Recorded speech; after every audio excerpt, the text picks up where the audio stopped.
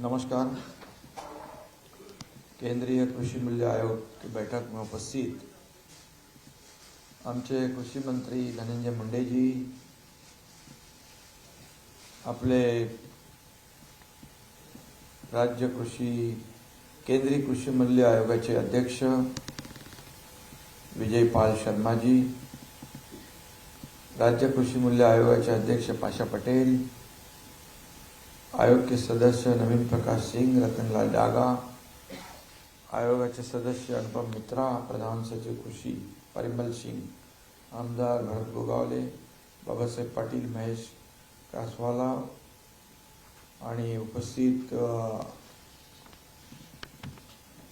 शेतकरी बांधव, कृषि विद्यापीठाचे प्रतिनिधि और महाराष्ट्र, गुजरात, मध्य प्रदेश, राजस्थान और गोवा, दमन से आए हुए सभी इस विभाग के मान्यवर, आप सभी का मैं तहे दिल से स्वागत करता हूँ, अभिनंदन भी करता हूँ और शुभकामनाएं देता हूँ। राज्य में बारिश की शुरुआत हुई है, एक अच्छी शुरुआत है। आप जानते हैं पूरे देश में जहाँ जाओ, दिल्ली में हम लोग गए थे शपथ विधि में, उससे पहले मीटिंग में 50 से ज़्यादा टेम्परेचर, चुनाव में तो 48 डिग्री से ज़्यादा 47, 48, 46 डिग्री तापमान था। उसमें प्रचार करके हम लोग आए। धनंजय भाई, कैसी हालत थी। और अभी बारिश की महाराष्ट्र में शुरुआत हुई है, ये अच्छा सुकून है। आज की बैठक बहुत ही महत्वपूर्ण रही है। आपने कहा कि ऐसे सीएसीपी की बैठक में मुख्यमंत्री नहीं आते, लेकिन मैं विषय को बहुत ही महत्वपूर्ण समझता हूँ और इसलिए मैं खुद यहाँ हाजिर हूँ, क्योंकि मैं एक किसान का बेटा होने के नाते मुझे किसान के हर विषय में रुचि रहती है और जिसमें किसान का फायदा हो और निश्चित रूप से मैं करने की कोशिश और करवाने की कोशिश करता हूँ। मैं गांव जाता हूँ, खेती करता हूँ, मेरी खेती भी है शर्मा जी। और कुछ लोग कहते हैं या मुख्यमंत्री हेलीकॉप्टर से जाता है और खेती करता है। मैं अभी मुख्यमंत्री होने की वजह से समय, मेरा एक एक मिनट बहुत ही कीमती होता है। अगर गाड़ी चलाते जाऊंगा तो 8 घंटे 10 घंटे जाएंगे, तब तक मैं 1000 फाइल साइन करता हूँ। इसलिए जो कुछ भी कहते हैं उनकी तरफ मैं ध्यान नहीं देता हूँ, मैं मेरा काम करते रहता हूँ। जब गांव में जाता हूँ तब अपने आप मेरे कदम खेती की तरफ मुड़ते हैं और हर वक्त जाता हूँ तब पेड़ लगाता हूँ। हर किस्म के पेड़ मेरे गांव में है। ऐसा कोई भी फल नहीं है कि वहाँ होता नहीं। अभी तो मैंने सफरचंद भी लगाया, एप्पल, उसकी भी खेती हो। आप सोचोगे कि कश्मीर में होता है खाली, हमने हमारे गांव में भी किया है। स्ट्रॉबेरी होती है, काजू होता है, आम होता है, सब जाति के फल होते हैं। पाशा भाई मेरे गांव में आए थे, अभी उन्होंने एक नया फसल मुझे दी है, बाम्बू। मैंने बाम्बू की खेती भी वहाँ हमारे गांव के लोगों को सबको कहा कि क्लस्टर की खेती करो। और मुझे बहुत ही गर्व है कि बाम्बू का जो उपयोग उन्होंने बताया, अभी तो मुझे कितने वैरायटी उन्होंने दी हुई है। बाम्बू से क्या क्या बनता है, बाम्बू अपन सोच भी नहीं सकते। ब्रश, टूथब्रश बनता है, उनका घड़ी बनता है। हमारे शर्मा जी को भी दे दो ताकि उसका प्रचार और प्रसार बहुत ज़्यादा होगा। तो बाम्बू से फर्नीचर होता है, 5 स्टार होटल का फर्नीचर, एयरपोर्ट का फर्नीचर, इथेनॉल, क्या नहीं होता है। हमारे गांव में पाशा जी ने ट्रेनिंग सेंटर खोल दिया है और लोग अभी वहाँ ट्रेनिंग ले रहे हैं और बाम्बू के बाय प्रोडक्ट जो है वो शुरू हो जाएंगे।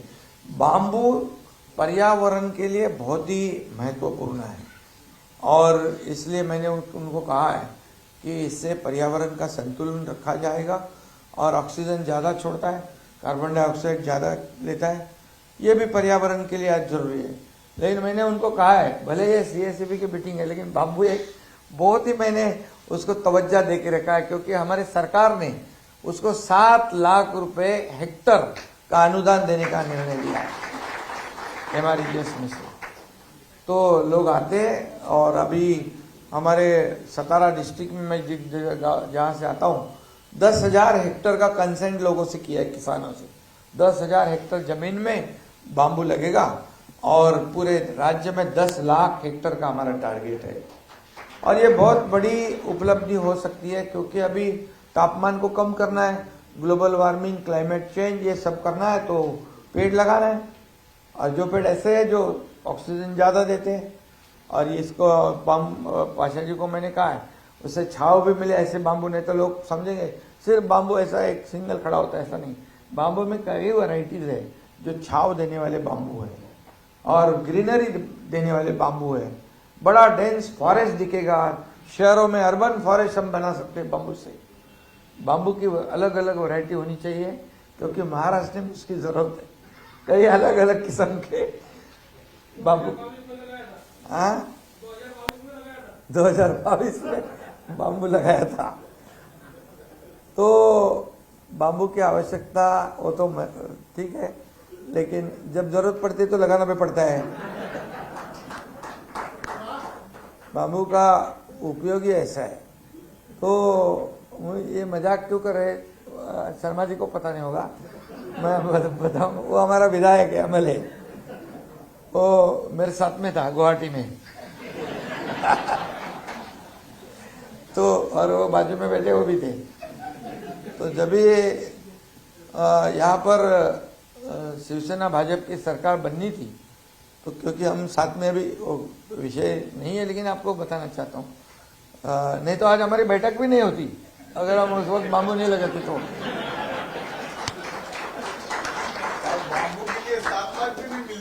और 7 लाख रुपए भी नहीं मिलते, क्योंकि यहाँ पर सब कारोबार ठप था, सब प्रोजेक्ट ठप थे। केंद्र में तो मोदी जी की सरकार थी, लेकिन यहाँ नहीं थी। तो एक विचारधारा वाली सरकार आनी जरूरी थी। तो सब सोच रहे थे एक विचारधारा की सरकार आएगी, लेकिन नहीं आई, बन गई दूसरी सरकार। अभी दूसरी सरकार बनने की वजह से सब लोग, हम लोग भी चुपचाप बैठे थे, सोच रहे थे कि कभी एक विचारधारा की सरकार आती है तो केंद्र और सरकार एक डबल इंजन सरकार की तरफ मदद करे और देश का, राज्य का विकास हो। तो करते करते 2 साल निकल गए, कोविड भी था, तो इंतज़ार करना पड़ा हमें। और फिर हो गई 2022 को सरकार बदल गई और नई सरकार आ गई हमारे बाला साहब ठाकरे जी की विचार वाली, जो गठबंधन शिवसेना बीजेपी का ओरिजिनल गठबंधन था। वो सरकार आ गई, लोगों की जनता के दिल की सरकार आई, और तब से इतने जोर से काम शुरू हो गए, सब बंद पड़े प्रोजेक्ट शुरू हो गए, जो स्पीड ब्रेकर थे सब हटा दिए हमने, और सब इतने तेजी से काम शुरू हो गया। अभी लोग जानते हैं, सब जगह देख रहे हैं, और शुरू हुए काम, और सब जगह पे खुशहाली हो गई, प्रॉस्पेरिटी आई, और कामकाज शुरू हो गया। 2 साल हो गए, लेकिन अभी आपसे मैं गुजारिश करूंगा कि ये अभी चुनाव में थोड़ा हमको तकलीफ हो गई, ये प्याज की वजह से। नासिक की तरफ में प्याज ने रुला दिया, और मराठवाड़ा और विदर्भ में सोयाबीन और कपास, इसके वजह से तकलीफ हो गई। दूध के लिए थोड़ा हमारी सरकार ने किया हुआ है, सोयाबीन और कपास के लिए भी हमने 4,500 करोड़ रुपए का प्रावधान किया है, लेकिन आचार संहिता लग गई, तो उसको हम लोग अभी अमल में लाएंगे। लेकिन अभी उस दिन हम प्रधानमंत्री जी से भी बात कर रहे थे कि कैसे ये हमें करना है, प्याज के बारे में निर्णय लेना है, सोयाबीन है, कपास है, इसके बारे में निर्णय लेना पड़ेगा।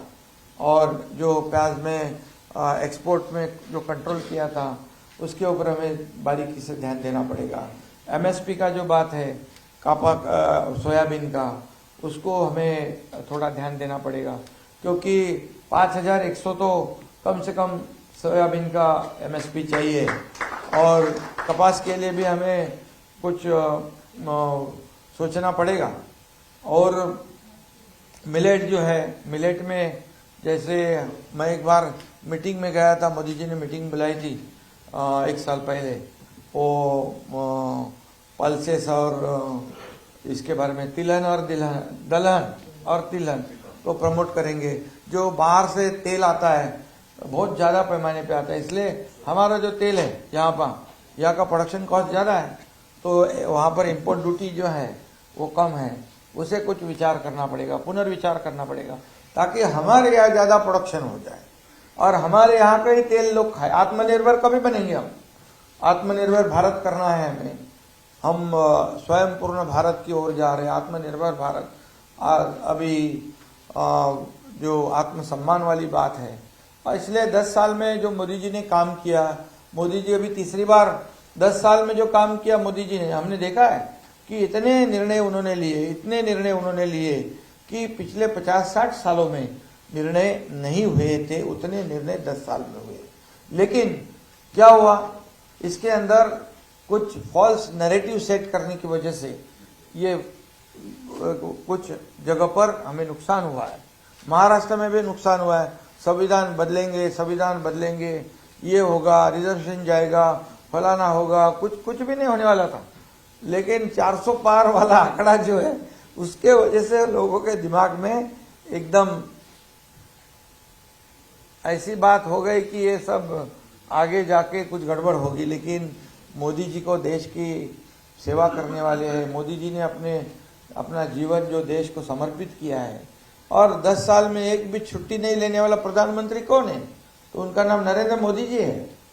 तो इसलिए आज हम चाहते हैं कि फिर एक बार, तीसरी बार मोदी जी प्रधानमंत्री बने। हमारा एक राज्य सरकार का भी एक बहुत बड़ा योगदान उनके सरकार में है, हम पुराने साथी है। और आज तीसरी बार बनने के बाद उन्होंने पहला निर्णय लिया किसानों के लिए। साइन पहली जो की किसानों के कि शेतकरी सम्मान योजना, किसान सम्मान योजना की तुरंत उन्होंने देना शुरू कर दिया। उसका 9 करोड़ किसानों को उसका फायदा होगा। और ये भारत कृषि प्रधान देश है और किसान हमारा अन्नदाता है, और इसलिए किसान को दुखी रख के कोई भी सुखी नहीं हो सकता है। और इसलिए हमारी सरकार चाहती है कि किसानों के लिए जितना भी, हमारी शर्मा जी हमारे सरकार ने जो बेमौसम बरसात होती है, जो गोले गिरते हैं, उसमें नुकसान होता है, तो सब आज तक के हिस्ट्री में इतना नुकसान जो भर के देते हैं, मुआवजा देते, पहली बार दिया है 15,000 करोड़ रुपया। और सब एनडीआरएफ के नॉर्म्स बदल दिए हमने, 2 हेक्टर का लिमिट 3 हेक्टर कर दिया, कई निर्णय उसमें, कई नॉर्म्स चेंज कर दिए। और किसानों को जैसे आज आदरणीय प्रधानमंत्री 6,000 रुपये सालाना देते, हमारी सरकार ने पहला निर्णय लिया, उनके 6,000, राज्य सरकार के 6,000, 12,000 रुपये किसान को मिलते हैं अभी हमारी सरकार राज्य में। पीक बीमा जो क्रॉप इंश्योरेंस है, उसके प्रीमियम पहले किसान भरते थे, अब हमारी सरकार भरती है। वो सिर्फ 1 रुपया उनको देना है, किसान 1 रुपया देता है और इसका बीमा हम लागू करते हैं। ऐसे कई योजनाएं हमने किसानों के लिए किए हुए हैं, क्योंकि किसान हमारा जो है, राज्य का किसान किसी भी हालत में दुखी ना हो, उसका परिवार अच्छे भली भांति चलना चाहिए, उसमें कोई भी रुकावट नहीं आनी चाहिए। इसलिए हमारे ये कोशिश है। और इसलिए आपसे भी हमारा निवेदन, हमारी बात भी हो गई कि जल्दी हम कृषि मंत्री जी से समय लेकर ये सब बातें जो है एमएसपी की, उनके सामने रखेंगे। जो एक्चुअल जो फैक्ट है उनके सामने रखने की आवश्यकता है, क्योंकि हमारे आदरणीय मोदी जी से भी हमारी बात हो गई, ये इलेक्शन होने के बाद, चुनाव होने के बाद बात हो गई है।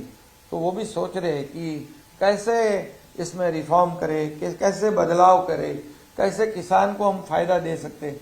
आपने भी कहा कि मिलेट ज्वारी जो है, ज्वारी का जैसे खरीफ में होता है, उसे रबी में प्रोक्योरमेंट किया जाए, उसमें भी हम लोग जरूर, हमारा सरकार निर्णय लेगा, क्योंकि ज़्यादा खपत होती है, ज़्यादा डिमांड होता है, तो किसान ये मिलेट की खेती कर सकता है, और इसलिए उसमें भी हम लोग निश्चित रूप से ये करेंगे जरूर हमारी सरकार की तरफ से, क्योंकि केंद्र और राज्य सरकार जो है हम एक ही विचारधारा के, क्योंकि किसान के बारे में हम लोग सोचते हैं। और इसलिए आज इसमें आज की बैठक में 2025 और 26 के रब्बी क्रॉप्स की एमएसपी भी निश्चित करने के लिए हमारी कोशिश होनी चाहिए। जो रिपोर्ट आई है उसके अनुसार निश्चित रूप से एमएसपी निश्चित करते वक्त ये सब बातें जो हमारी आज चर्चा की है उसे ध्यान में रखते हुए हमें आगे बढ़ना है, और एमएसपी बढ़ाकर किसानों को हम कितनी राहत दे सकते हैं उतनी देने की आवश्यकता है। किसान भी अभी नई सरकार बन गई है मोदी जी की, उससे आशा रखने वाला अपना किसान है कि जल्द से बेसब्री से उनका भी इंतजार है किसानों के लिए कुछ निर्णय लिए जाए। तो आप भी सिफारिश करो कि हम कैसे किसानों को मदद कर सकते हैं। और मोदी जी ने भी किसानों के लिए जो क्रॉप इंश्योरेंस से लेकर अनेक योजनाएं बनाई है, और निश्चित रूप से आगे भी किसानों के लिए जरूर कई और योजनाएं हमारी केंद्र सरकार निश्चित रूप से करेगी। और किसानों के प्रति उनको भी आत्मीयता है, लगाव है हमारे मोदी जी को, क्योंकि वो हमेशा किसानों के बारे में अच्छा ही सोचते, अच्छे निर्णय उन्होंने लिए। और खेती हमारी अर्थव्यवस्था का एक प्रमुख हिस्सा है, क्योंकि कितने लाखों करोड़ों किसान हैं जो खेती पर अपना जीवन बिताते हैं, उनका जीवन निर्भर है। और इसलिए जितना भी किसानों के लिए हमारे राज्य सरकार के माध्यम से कई योजनाएं हम कर रहे हैं, केंद्र सरकार से भी जितनी भी योजनाएं हो जाए तो अच्छी बात है।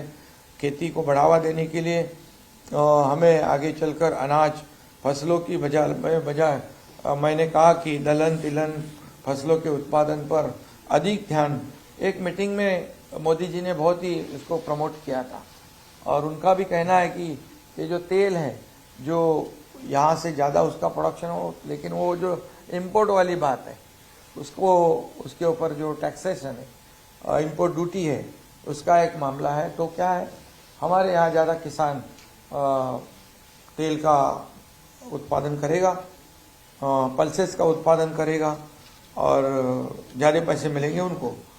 तो इसलिए कृषि मूल्य आयोग से इसमें बहुत बड़ा आपका योगदान रहने की आवश्यकता है। हमारे पाशा पटेल और पाशा पटेल भाई तो हमेशा ये उनकी कोशिश रहती है, ये करो वो करो, चालू है उनका काम। और इसमें